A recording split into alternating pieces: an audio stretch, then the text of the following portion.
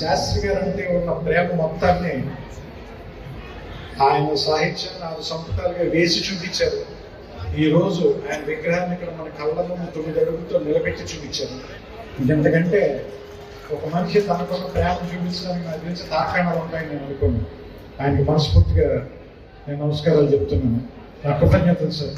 సిరివెన్నెల కుటుంబం తరఫు నుంచి, మా అందరి తరఫు నుంచి, ఆయన పిల్లలు, ఆయన తమ్ముళ్ళు, వాళ్ళ పిల్లలు, వాళ్ళ మనవలు, వాళ్ళ అల్లుళ్ళు, మా అందరి తరఫు నుంచి సో మీకు మనస్ఫూర్తిగా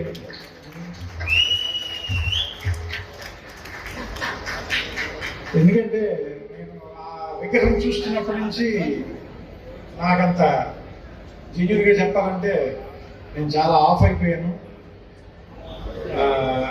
ఎందుకంటే ఎక్కువ సంవత్సరాలు ఆయనతో సన్నిహితంగా గడిపున్నాం కదా.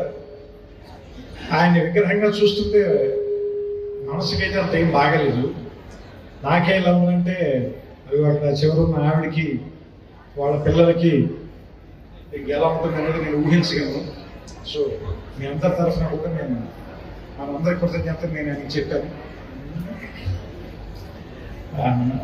ఇది చాలా ఎమోషనల్ మూమెంట్ ఇది.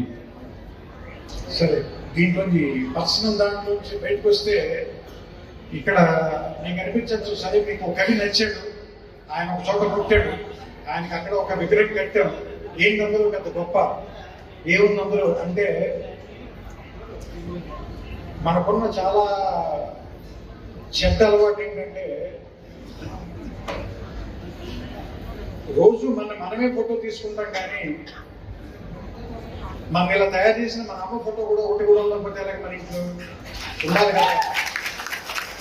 అలాగే ఈ ఉత్తరాంధ్ర తెలుగు సాహిత్యానికి పురిటి కట్టాలి. ఇప్పుడు మనం మాట్లాడుతున్న తెలుగు వ్యావహారిక పదాలన్నింటినీ, ఈ భాషని క్యాప్స్యూల్ చేసినటువంటి గిడుగు రామూర్తి పంతులు గారు, వ్యావహారికంలో 130-140 సంవత్సరాల క్రితమే కన్యాశుల్కం లాంటి అత్యద్భుతమైనటువంటి నాటకాన్ని రాసినటువంటి గురజాడ గారు, మాత్రా ఛందస్సులో ముత్యాల సరాలు లాంటి ఫ్రీ వర్స్ రాయొచ్చు అని మొట్టమొదటిగా ఒక ప్రయోగం చేసినటువంటి గురజాడ అప్పారావు గారు, శ్రీశ్రీ తెలుగు సాహిత్యాన్ని ఒక శకాన్ని మలుపు తిప్పి ఈ శతాబ్దం నాది అని చెప్పినటువంటి శ్రీశ్రీ ఇదే అనకాపల్లి వీధుల్లో, వైజాగ్ వీధుల్లో తన స్నేహితులతో కలిసి తిరిగాడు. అలాంటి గొప్ప గొప్ప సాహిత్యకారుని అందించినటువంటి రావి శాస్త్రి, 6 కథలు రాసిన రాచకొండ విశ్వనాథ శాస్త్రి, ఇలాంటి మహా సాహితీవేత్తల్ని కన్న స్థానం ఇది. ఒక సీతారామ శాస్త్రి, ఇలాంటి వాళ్ళని